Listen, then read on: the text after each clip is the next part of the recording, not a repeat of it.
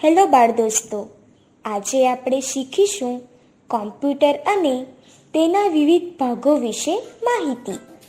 કોમ્પ્યુટરને સંગણક યંત્ર પણ કહેવાય છે.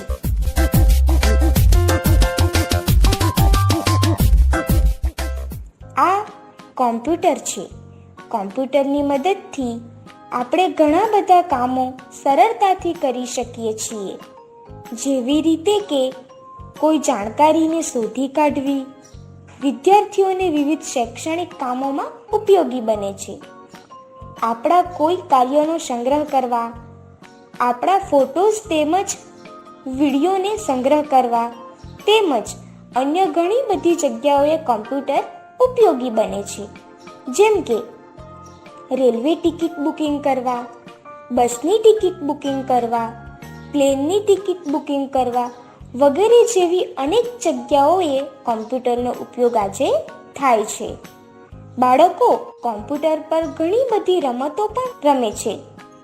તો ચાલો હવે આપણે આ કોમ્પ્યુટરના વિવિધ ભાગો વિશે માહિતી મેળવીએ. મોનિટર. આ મોનિટર છે. તે ટીવી જેવું દેખાય છે. તેના પર કોમ્પ્યુટરમાં થતી ક્રિયાઓ આપણે જોઈ શકીએ છીએ.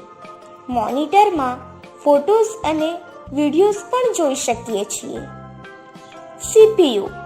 આ સીપીયુ છે. સીપીયુને કોમ્પ્યુટરનું મગજ કહેવાય છે. સીપીયુમાં તમામ માહિતીનો સંગ્રહ થાય છે તથા માહિતી પર પ્રોસેસિંગ પણ થાય છે. સીપીયુની મદદથી જ કોમ્પ્યુટર ચાલી શકે છે.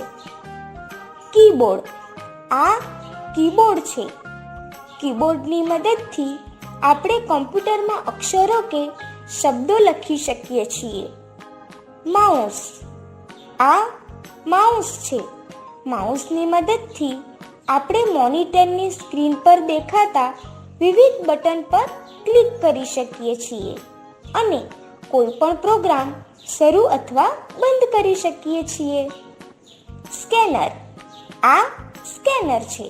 સ્કેનરની મદદથી આપણે કોઈ પણ ચિત્ર અથવા કોઈ પણ માહિતી સ્કેન કરીને કોમ્પ્યુટરમાં સરળતાથી સંગ્રહ કરી શકીએ છીએ. બીજા લોકોને સરળતાથી મોકલી પણ શકીએ છીએ. પ્રિન્ટર. આ પ્રિન્ટર છે. પ્રિન્ટરની મદદથી આપણે કોમ્પ્યુટરમાં રહેલી સંગ્રહિત માહિતી કે કોઈ ચિત્રને કાગળ પર સરળતાથી છાપી શકીએ છીએ. સ્પીકર. આ સ્પીકર છે. સ્પીકરની મદદથી આપણે કોમ્પ્યુટરમાં રહેલું સંગીત કે અન્ય અવાજ આપણે સરળતાથી સાંભળી શકીએ છીએ. સીડી. આ સીડી છે, જેનું પૂરું નામ કોમ્પેક્ટ ડિસ્ક છે. સંગીત, સિનેમા કે જાણકારીને સંગ્રહ કરવા માટે સીડીનો ઉપયોગ થાય છે. ફોટોસ તથા અન્ય માહિતી પણ સીડીમાં સરળતાથી સંગ્રહ કરી શકાય છે. ડીવીડી. આ ડીવીડી છે.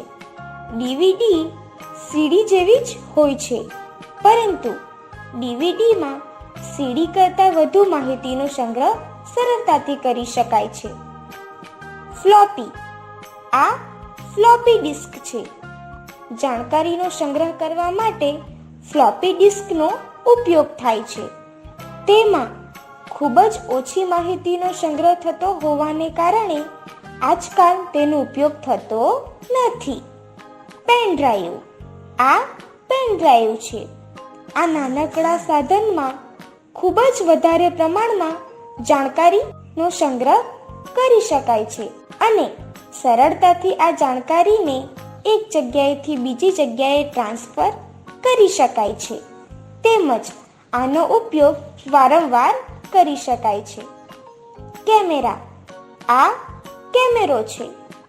કેમેરાની મદદથી આપણે ઇન્ટરનેટનો ઉપયોગ કરીને આખી દુનિયામાં કોઈ પણ વ્યક્તિ સાથે સરળતાથી ફેસ ટુ ફેસ વાતચીત કરી શકીએ.